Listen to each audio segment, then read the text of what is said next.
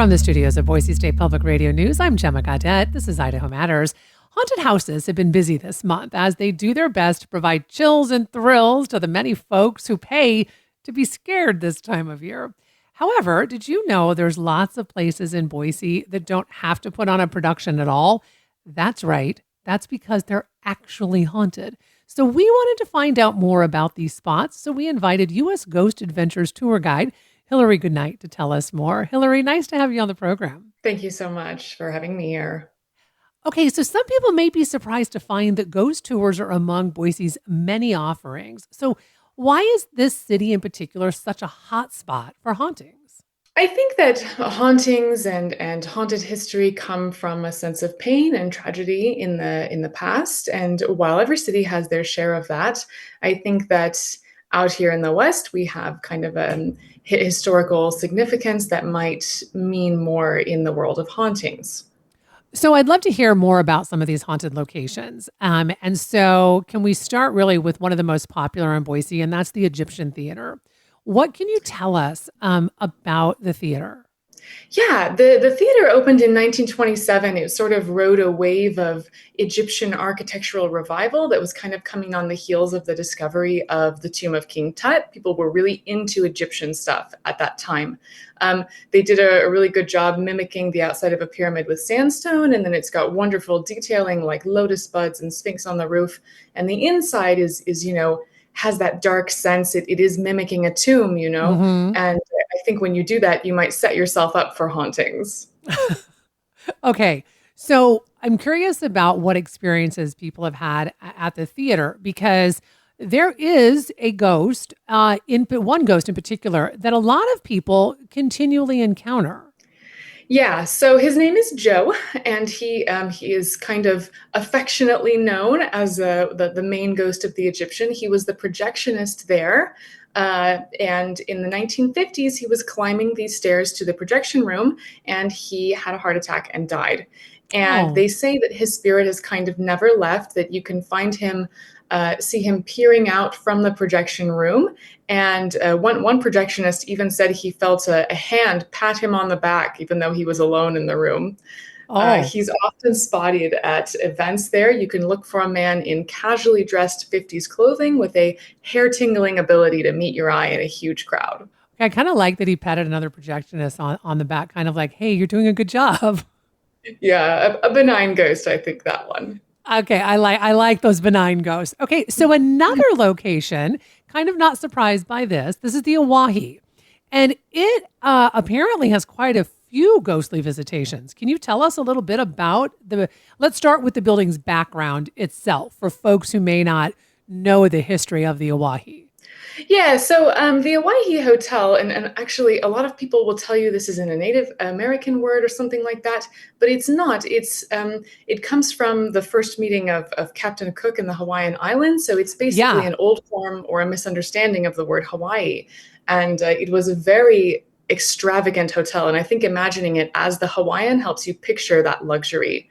Um, it was very famous and very well known and frequented by famous people, musicians, very, very wealthy people. It kind of fell out of use later on in the 20th century. And if you were ever there before it was renovated, it looked haunted on the inside, to Hmm. be honest. So it's But the funny most when I first moved to Boise, there were radio stations, I believe on the top floor, and I remember going in there to do interviews and everything. And yeah, it was not as grand as it is today. yeah, yeah, I understand why it needed to be renovated, so that's fair. Okay, so tell us what have people reported experiencing in the Oahe, and I'm curious to know if they still experience things now with the big major renovation.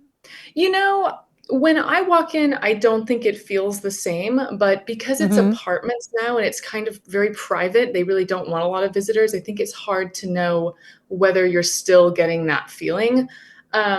I personally don't think it's as strong, but in the past, when it was a hotel, the main story, and I think the best story, comes from a woman who was staying in room 136, and she says that in the middle of the night, she woke up to a ghostly figure in a long, old-fashioned white nightgown, just kind of leaning over her and staring directly at her. And she was terrified, but the ghost didn't really do anything for a while. And finally, she plucked up the courage to say, "Well, what do you want from me?" And she said the ghost smiled, this enormous smile, Oh, and vanished right into thin air. I don't think I would sleep for the rest of the night. Yeah, I, she's not the uh, only person to have reported seeing a woman in white kind of roam the halls and, always sort of disappearing around the corner. But when you get there, there's no one. So I think that she is kind of the mysterious figure that haunts, maybe yeah. still haunts the Oahe. We have to talk about the Idaho. And Yes. there are so many stories behind this location. And I just have to tell you that every time I've been in the Idaho, I really try not to go to the bathroom when I'm there because I find that basement, where those bathrooms are, to be just highly, like, just they freak me out. I guess that's the best way to say it.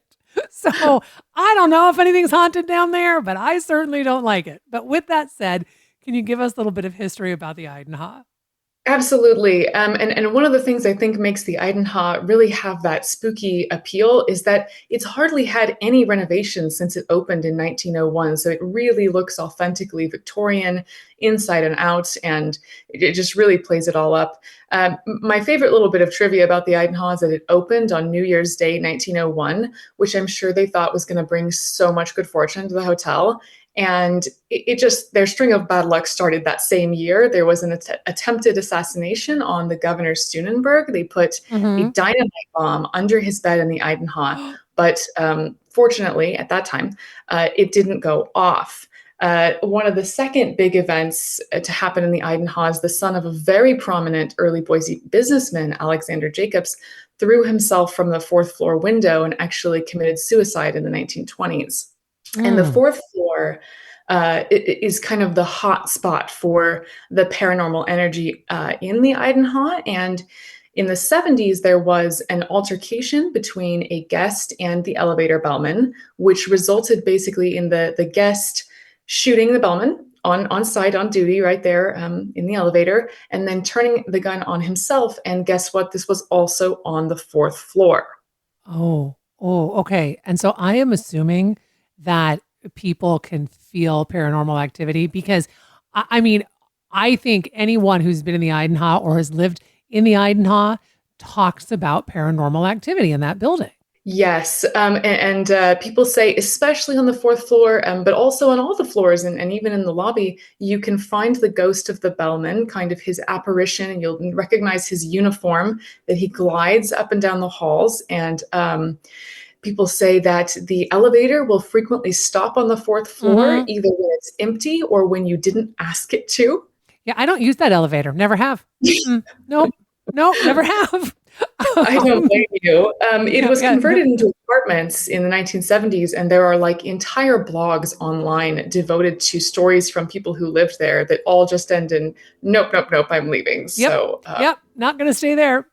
yeah, There's one last spot that is tied to a really notorious murder, actually known as Idaho's Jack the Ripper. Can you tell us about this story? absolutely. Yeah. It's kind of crazy because the ghost that is potentially, haunting the location we're going to talk about is also known to haunt the Idaho Penitentiary. And if you go there and take a tour, they'll Oh. definitely touch on that as well. His name was Raymond Snowden. And he was a laborer living in Boise in the 1950s. He met a woman named Cora Dean at a bar. And it's actually interesting. He'd been arrested not too long before this for threatening his common law wife with a knife, and his night with Cora Dean ended much grislier than that. So he slashed her throat. He stabbed her over 30 times with a very Oh. small pocket knife, like a 2-inch pocket knife. And then he stashed the gutter outside of what was then Hannafin Cigars. Now it's the Belmont Barbershop. Mm-hmm. And he hid out in their bathroom where he was apprehended later by police. Um, the decoration, if you've ever walked by, the barbershop, they've hardly changed it from when it was Hannafin's. It's the same building, it's the same floor, and it looks very old fashioned and stark. And they report hearing footsteps of him maybe walking to that bathroom and back at night, still looking for a place to hide. Oh, wow. Okay. Um, uh, so I am really curious. What stops on the tours that you give tend to be the most popular on your tours? I think it's kind of a toss up between the Idaho and the Belmont Barbershop, just because I think those stories are there's so many stories there and they're so well known. And, Raymond Snowden is very famous as the Idaho's Jack the Ripper. So also, I think they're just so visually stimulating. They're very old buildings. They're very beautiful to look at and really do give that spooky vibe. Thanks so much for listening to Idaho Matters. Boise State Public Radio and Idaho Matters are members of the NPR network. It's an independent coalition of public media podcasters. You can find more shows in the network wherever you get your podcasts. I'm Gemma Gaudette. We'll see you tomorrow. The candidates for November are set. I know Donald Trump's type. Between now and Election Day, we are not going back. A campaign season unfolding faster Kamala Harris is not getting a promotion than any in recent history. Make America great again. Follow it all with new episodes every weekday on the NPR Politics Podcast.